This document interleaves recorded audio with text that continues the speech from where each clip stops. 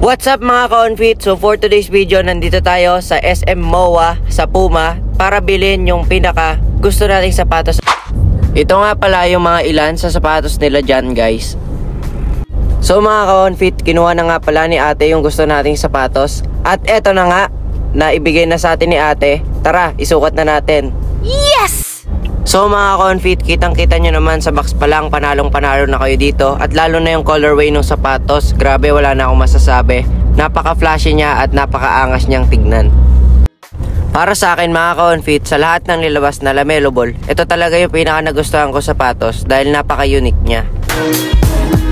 Para sa mga followers natin na mahilig sa pink dyan, isa to sa marirecommend ko sa inyo. Ang presyo nga pala nito ay 8,500. At magkakaroon nga pala ako ng separate video sa shoe review ng sapatos na ito. Sana abangan nyo yun, guys. So yun guys, nasukat na nga pala natin. Swak na swak siya sa paa natin. At bagay na bagay rin to sa mga wide footer na kagaya ko. So eto na nga, magbabayad na nga tayo. Pero syempre gamit pa rin natin na pera, ay yung pera ng ating mami. So thank you talaga mami. And yun mga ka-onfit, nakascore na naman tayo. So mga ka-onfit, ngiting tagumpay na naman tayo at uuwi na naman tayong masaya. So mga ka-onfit, ngayon din pala yung PBA draft and nagpa-picture na nga pala tayo sa stage and malay mo naman sa susunod makuha tayo. Manifesting, di ba?